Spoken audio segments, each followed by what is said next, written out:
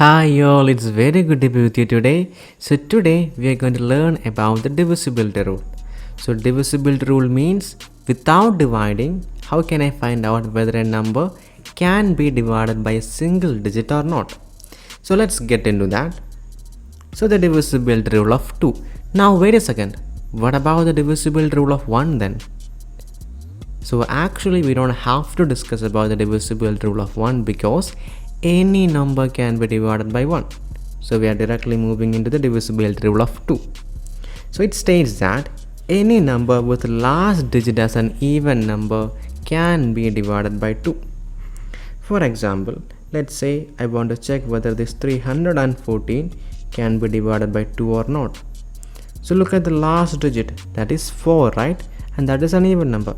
So yes, this entire number can be divided by 2. Now another example, 211. Can I divide this number with 2? No, actually. Why? Because the last digit is not an even number, but instead it is an odd number. So no, this number cannot be divided by 2. So that is the divisibility rule of 2. Now moving to the divisibility rule of 3. Now that states that any number whose digit sum is a multiple of 3, then yes, that number can be divided by 3. For example, let's say I want to check whether this 1731 can be divided by 3 or not. So first thing is that take the sum of the digits, that is 1 plus 7 plus 3 plus 1. 1 plus 7 is 8, 8 plus 3 11, 11 plus 1 is equal to 12. So yes, 12 can be divided by 3. So yes, this entire number 1731 can also be divided by 3. Now what about 872? Can I divide this number with 3? Let's check. 8 times 7, that is 15, right? Then 15 plus 2, 17. We are just taking the sum of the digit, that is 17. I'm getting the sum of 17. Can I divide 17 with 3? No. That means this 872 cannot be divided by 3. So that is the divisibility rule of 3. Now moving on to the next one, the divisibility rule of 4. Any number whose last two digit is a multiple of 4, then yes, the entire number can be divided by 4. For example, let's say I want to check whether this 416 can be divided by 4 or not. So take the last two digits, that is 16. Can I divide the 16 with 4? Yes. Then that means this entire number 416 can also be divided by 4. Now what about 213? Can I divide this number with 4? Again, take the last two digits, that is 13. 13 is not a multiple of 4. So that means this 213 cannot be divided by 4. Now divisibility rule of 5. So divisibility rule of 5 states that any number whose last digit is 0 or 5 can be divided by 5. I hope you already know this, right? Yeah, let's have a look.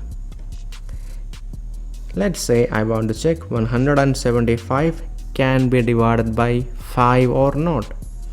The last digit is a 5, right? So then yes, this 175 can be divided by 5. Now what about 2016? Can I divide this number with 5? No. Why? Because the last digit is 6 actually. So to make sure that it can be divided, the last digit has to be 0 or 5, but here it is 6. So no, this cannot be divided by 5. So that is the divisibility rule of 5. So now the divisibility rule of 6. So any number that satisfies the divisibility rule of 3 and 2 can be divided by 6 itself. So we will get into the problem, you will understand a little bit more clearly. Let's say I want to check whether this 3744 can be divided by 6 or not. So first we will go for the divisibility rule of 2. And it states that the last number has to be an even number, right? The last digit has to be an even number. And it is 4, so that is satisfying, right? it is satisfying the divisibility rule of 2. Now what about the divisibility rule of 3? I have to take the sum, right?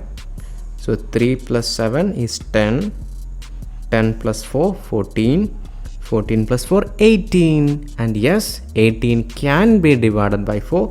Then that means this entire number can be divided by 6. Let's go for another one. What about 2174? So in here again the same rule, go for the divisibility rule of 2, and the last digit is an even number, so yes, it satisfies. Now divisibility rule of 3. 2 plus 1 3, 3 plus 7 10, 10 plus 4 14, and that cannot be divided by 3. So that means this is not a multiple of 6, or this number cannot be divided by 6. So that is the divisibility rule of 6. Now moving on, divisibility rule of 8. Now wait a second again. What about the divisibility rule of 7? Okay, I actually I have not included it purposefully because there is a rule for 7. Yes, definitely there is a rule, but it is very complex. It would be better that you go for the normal division. Okay, that's why I just excluded that one. So we will go for the divisibility rule of 8. Any number whose last 3 digit is a multiple of 8, then yes, that number can be divided by 8. Then here also a small tip, if it is a small number, go for normal division itself. Don't apply this rule. This is applicable, this is useful for very large numbers only. Let's say I want to check whether this 76,488 can be divided by 8 or not. So let's take the last 3 digits, find out whether those 3 digits can be divided by 8 or not. So 48 can be divided by 8, that is 6 times, and 8 1 time, so 61 will be the answer. So yes, this can be divided. Another example, 84,326. Find out whether this number, the last 3 digit, can actually be divided by 8 or not. So again, 8 times 4 is 32, so 4 here, and 6 is coming, so that cannot be divided by 4, right? So that means that cannot be divided by 8, sorry for that. That means this number cannot be divided by 8. So again, keep that in mind. If it is a small number, always go for the normal division. Yeah, the next one is a divisibility rule of 9. Any number which satisfy the divisibility rule of 3, actually it's very simple. Apply the divisibility rule of 3 for 9 also. Let's go for an example.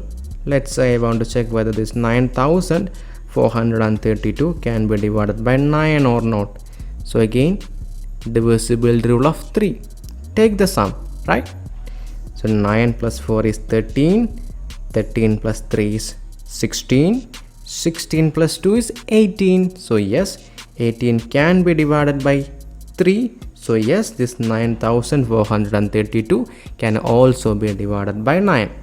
So yeah, so that's all about the divisibility rule, and I have also uploaded some questions for you to practice, so check that out. Okay, yeah, so I hope you find this video helpful. Till the next time, take care, bye.